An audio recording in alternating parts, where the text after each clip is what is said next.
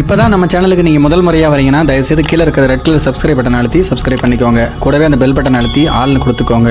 அப்போ தான் நம்ம போடுற வீடியோ உங்களுக்கு தினமும் கிடைக்கும். சரி வாங்க இப்போ நம்ம வீடியோக்குள்ளே போகலாம்.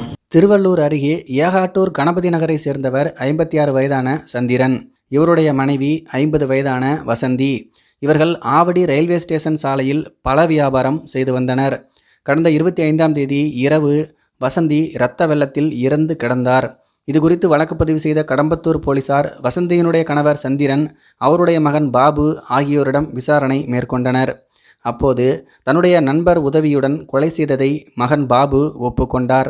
இதனையடுத்து பாபு மற்றும் அவருடைய நண்பர் கார் டிரைவரான 20 வயதான கார்த்திக் ஆகியோரை கடந்த வெள்ளிக்கிழமை காலையில் போலீசார் கைது செய்தனர். பாபுவினுடைய மனைவி விஜயலட்சுமிக்கும் கார்த்திக்கும் இடையே கள்ளத்தொடர்பு இருந்து வந்தது. இதனை அறிந்த வசந்தி தன்னுடைய மருமகள் விஜயலட்சுமியை கண்டித்தார். இதனால் மாமியாரை தீர்த்து கட்ட நினைத்த விஜயலட்சுமி தன்னுடைய கணவரிடம், உங்கள் அம்மா என்ன அடிக்கடி திட்டிக்கிட்டே இருக்காங்க என்று நாடகமாடிவிட்டு தன்னுடைய தாய் வீட்டுக்கு சென்று விட்டார். கடந்த 25ஆம் தேதி இரவு பாபு ஆவடி சென்று விஜயலட்சுமியை வீட்டுக்கு வருமாறு அழைத்துள்ளார். அதற்கு விஜயலட்சுமியோ, உன்னுடைய தாய் செத்தால்தான் நான் வீட்டுக்கு வருவேன் என்று கூறிவிட்டாராம். இதனால் நண்பர் கார்த்திகுடன் சேர்ந்து மது அருந்தினார் பாபு. அப்போது போதையில் இருந்த பாபுவிடம் கள்ளக்காதலுக்கு இடையூறாக இருக்கும் வசந்தியை தீர்த்து கட்டும் நோக்கத்தில் அவர் பேசினார். உன்னுடைய தாய் பேச்சை கேட்டால் அழகான உன்னுடைய மனைவியை நீ இழந்து விடுவாய். எனவே உன்னுடைய அம்மாவை தீர்த்து கட்டி விடலாம்.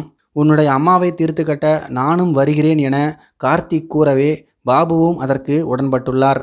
இதனையடுத்து கடந்த 25ஆம் தேதி இரவு தூங்கிக் கொண்டிருந்த வசந்தியை 2 பேரும் சேர்ந்து கத்தியால் குத்தி கொலை செய்தனர். கள்ள காதலனுக்காக மனைவியாடிய நாடகம் தெரியாமல் பெற்ற தாயை கொலை செய்துவிட்டு சிறையில் அடைக்கப்பட்டிருக்கிறார் பாபு. ஆவடி பகுதியில் இந்த சம்பவம் பரபரப்பை ஏற்படுத்தி இருக்கிறது.